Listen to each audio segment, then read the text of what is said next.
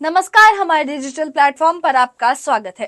पहलगाम में हुए आतंकवादी हमले के बाद जम्मू कश्मीर विधानसभा का एक दिन का विशेष सत्र बुलाया गया, जहां राजनीतिक हलकों में गहरी चिंता और शोक का माहौल था। इस सत्र में शोक, सवाल और आतंकवाद के खिलाफ कड़ी और सख्त आवाजें उठी। शहीदों को श्रद्धांजलि अर्पित करने के साथ साथ विधानसभा में आतंकवाद के खिलाफ एकजुट होकर कड़े कदम उठाने की मांग भी की गई। ये 22 रन का हमला 21 साल के बाद इतना बड़ा हमला हुआ है। पहलगाम आतंकी हमले ने पूरे जम्मू कश्मीर को, पूरे देश को झंझोर के रख दिया है। इस दर्दनाक हमले के बाद विधानसभा का एक दिन का विशेष सत्र आयोजित किया गया। सत्र की शुरुआत स्पीकर द्वारा श्रद्धांजलि प्रस्ताव पढ़ने के साथ हुई। सदन में मौजूद सभी विधायकों ने खड़े होकर हमले में मारे गए लोगों के सम्मान में 2 मिनट का मौन रखा। स्पीकर ने श्रद्धांजलि देते हुए कहा कि पूरा सदन इस हमले की कड़ी निंदा करता है और दोषियों के खिलाफ सख्त कार्रवाई की मांग करता है। सदन के भीतर एक सुर में आतंकवाद के खिलाफ कठोर कदम उठाने की पुकार गूंजती रही। श्रद्धांजलि के बाद सवालों का दौर भी शुरू हुआ। नेशनल कॉन्फ्रेंस के विधायक अल्ताफ अहमद वानी ने सीधे सवाल उठाया कि आतंकी आखिर पहलगाम तक कैसे पहुंचे। वानी ने कहा, अब ऐसे हमले किसी भी कीमत पर बर्दाश्त नहीं किए जाएंगे और हमें जम्मू कश्मीर से एक सख्त संदेश देना है कि हम डरने वाले नहीं हैं। साथ ही पीडीपी विधायक वहीद उर रहमान पर्रा ने भी अपनी बात रखी। उन्होंने कहा कि ये हमला सांप्रदायिक तनाव फैलाने की साजिश थी, लेकिन जम्मू कश्मीर के लोग एकजुट हैं। हमें मिलकर ऐसी नापाक कोशिशों को नाकाम करना है और आतंकवाद का अंत करना है। सदन में इन दोनों विधायकों की बातें आतंक के खिलाफ एकजुट रुख को मजबूती देती नजर आई। I strongly condemn this attack. जो भी हुआ बहुत ही गलत हुआ, नहीं होना चाहिए था। बट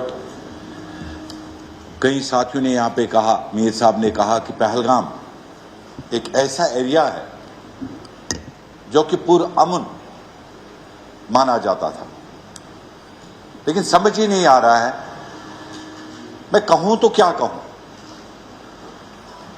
आए तो कहां से आए, हुआ तो कैसे हुआ। 2000 में एक छोटा सा वाकया हुआ था पहलगाम में, और तब से लेके 2025 तक 25 साल के बाद आज ये इतना बड़ा मैसेकर, बारबरिक एक्ट, और जितने अल्फाज, मेरे पास अल्फाज ही नहीं है मैं कैसे पेश करूं। लेकिन पूरा कांटेक्ट जितने भी हमारे वहां पे साथी थे उनके साथ चलता रहा। रात के 2:30 बजे तक हमने अपने हाथों से सकीना साहिबा, जावेदार साहब, और हमसे पूछो जनाब, और मैं इस हाउस में बताना चाहता हूं किसी के आंसू नहीं रुके। ये सिर्फ एक टेररिस्ट एक्ट नहीं बल्कि एक कम्युनल एक्ट था। एक कम्युनिटी के लोगों को टारगेट किया गया। The resolution is a reflection of people of Jammu and Kashmir from every nook and corner. हर जगह कश्मीर के कोने कोने से जो आवाज़ है, शायद आज पहली बार 6 महीने में हम इस हाउस में जब भी बैठे हमने लड़ा, इशूज़ पे डिफरेंसेस थी, छोटे छोटे मसलों पे, लेकिन एक चीज़ जो हमें आज यूनाइट करती है वो कहीं ना कहीं पहलगाम की कुर्बानियाँ हैं या पहलगाम की शहादतें हैं जिन लोगों ने दी। They have brought us together on the same page, all of us. मैं सिर्फ इतना कहूँगा सर कि पहलगाम के लोग जो वहाँ पे मरे उन्हें शहीदों का दर्जा मिले। उसके साथ साथ एक बहुत बड़ी चीज़ जो हमने पहली बार कश्मीर में दी, चाहे पुलवामा हुआ, चाहे मुंबई का अटैक हुआ, चाहे करगिल हुआ, कभी भी Kashmiris and country has never मोर्न together. हमने कभी भी 30 साल की वायलेंस में मातम एक साथ नहीं किया, लेकिन आज पहली बार कश्मीर पूरे मुल्क के साथ मातम कर रहा है। चाहे जामा मस्जिद में मीर वाइज की आवाज़ सुने आप, वो इस रेजोल्यूशन की तायद करता है। लाल चौक में महबूबा जी ने पहला प्रोटेस्ट किया, वो इस रेजोल्यूशन की तायद करता है। उमर साहब ने ऑल पार्टी मीटिंग की, गर्ज ये था कि हम मुल्क के साथ हैं, कौम के साथ हैं। पहलगाम हमले पर चर्चा के दौरान स्टेटहुड की मांग भी उठाई गई। अवामी इत्तेहाद पार्टी के विधायक ने आवाम इत्तेहाद पार्टी के विधायक शेख खुर्शीद ने कहा कि ये सही वक्त है कि केंद्र सरकार जम्मू कश्मीर को स्टेटहुड लौटाए ताकि हम अपने लोगों की हिफाजत खुद कर सके। इसी चर्चा में आम आदमी पार्टी के विधायक महराज मलिक ने भी सख्त तेवर दिखाए। उन्होंने कहा, आतंकवाद का जवाब अब गोली से देना होगा, आतंक के खिलाफ नरमी दिखाना अब मुमकिन नहीं।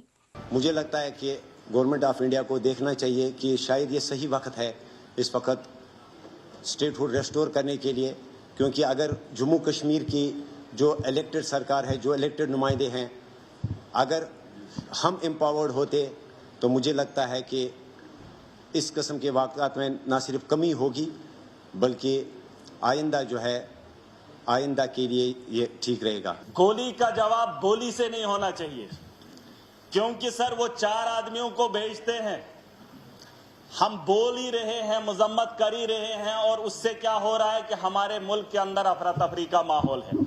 मुसलमान हिंदू के साथ लड़ रहा है, उन्होंने जो नाम पूछा है, उन आतंकवादियों ने जो नाम पूछकर हत्या की है, वो अपने मकसद में सही है सर, चाहे आप इस बात को माने या ना माने, लेकिन वो अपने मंसूबे में कामयाब हैं, वो दिमाग से इस खेल को खेल रहे हैं सर।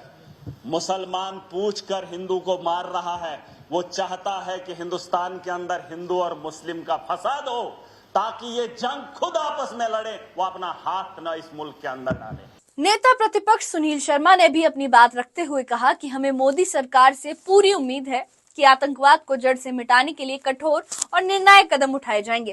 पहलगाम का हमला भले ही एक गहरा जख्म छोड़ गया हो, लेकिन जम्मू कश्मीर का हौसला अब भी और भी ज्यादा बुलंद नजर आ रहा है।